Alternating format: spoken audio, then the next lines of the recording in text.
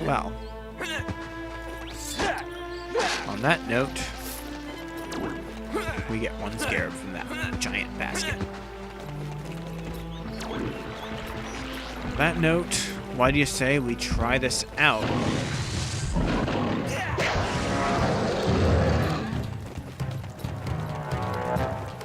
Okay.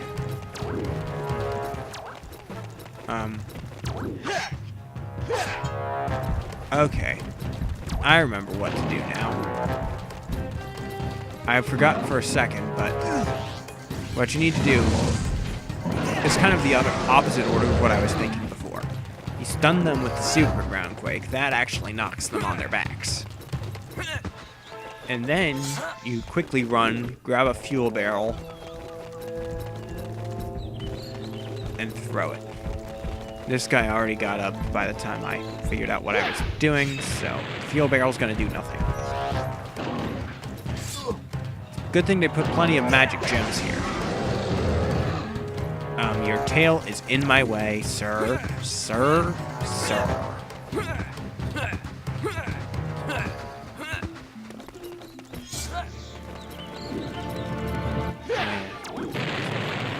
Back up. So you might also want to put your super quake on Y, just so you can have it available.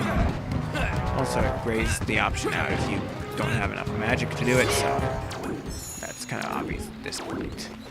Anyway, those yellow things fill up most of your magic. Wow, that's actually kind of nice. But now you're getting over near that fuel barrel. Don't run away. I'm pretty sure that hit him. But anyway, with that, grab this barrel.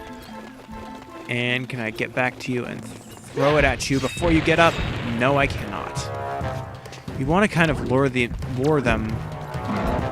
to the point where the barrel is near enough that you can get it to them in good time. Also tricky, I'm sorry about that, but you're just going to have to take a few blows.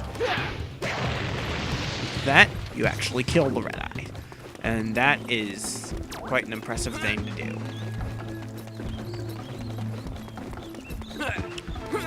Anyway, and you have to do that 3 more times because there's 4 of them. I'd like to say these are the only red eyes in the game. They sort of are. But they're sort of not at the same time. That will be explained further later. In the meantime, you just fall down and then go boom. Wait up, Doc. As you can figure, since there are 2, there's basically a giant square, and there's 1 red eye basically patrolling each side. So, and you got 2 fuel barrels that are pretty much catty corner to each other on the corners of the square. So that's where you're best off luring them, is to the corners. On the sides, on the side they patrol with said barrel. Okay, that didn't knock you over somehow. Okay. That should knock you down. And this should... okay then. That's one way to kill a dinosaur. It's not the fuel barrel exploding that kills them, it's the barrel itself hitting them. Even if it's just a glancing blow like that. I don't know. I'm kind of done trying to apply logic to this game. I'm just following its instructions at this point. And its instructions are to blow yourself up instead of picking up the barrel to kill the T-Rex in front of you. But anyway, now that they're gone, you've pretty much saved the area. And that opens up the big red temple on the hillside. So, let's say we head back there to the big red temple on that hillside.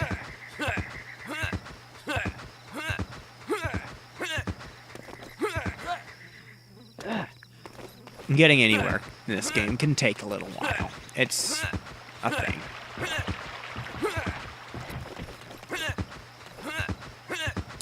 But anyway, got the big red temple with sun emblems on it on the hillside near a big blue near an even bigger blue temple at ground level with the moon. And then on the other side, you've got a ground level big huge temple with the sun. So I wonder where the smaller moon temple is. And in here, you have the golden tooth.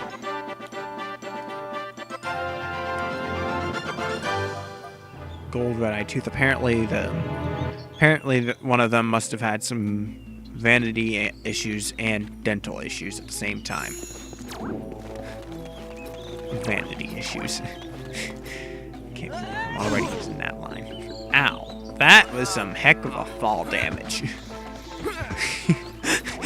I was just like sprawled on my side for a second there. I'm sorry for that one, Fox.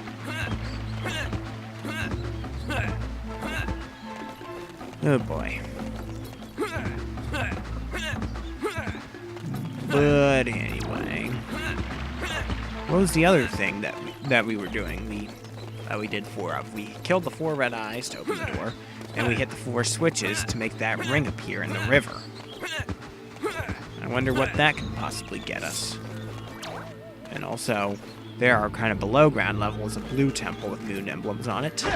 Well, that doesn't even really, I don't think those small temples even have the emblems. They're just the colors for the sun and the moon.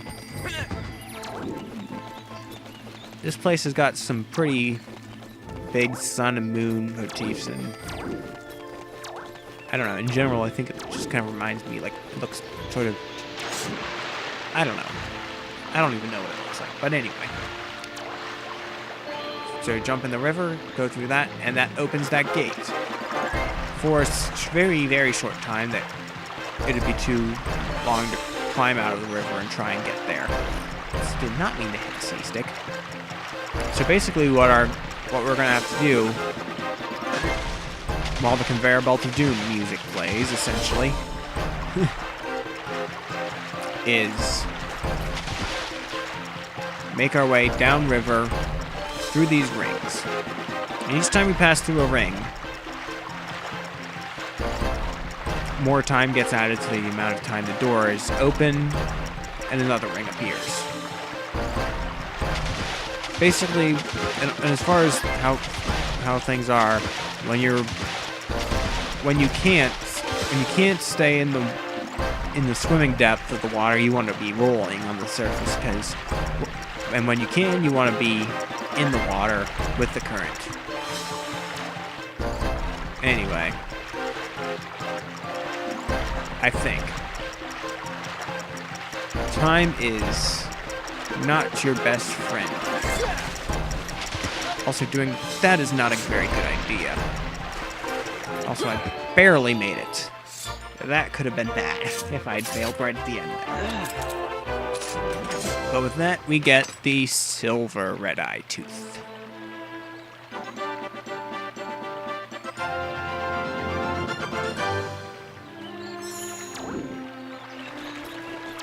And with that, we can climb this ladder to get out of there. And with that, we already have the 2 sacred teeth, and we can go into the lair of the King of the Red Eyes and maybe find the spellstone there. That went fairly quickly, didn't it? And it feels like we didn't do half of the things around this map, because there's a lot of places here that we just haven't been. I wonder if that could mean anything. But for now, let's head into this chamber underneath the main temple. And what do you have to say? The sacred teeth must be returned. Okay. With that, let's return the sacred teeth. Gold tooth into the sun statue. And the silver tooth into the moon statue.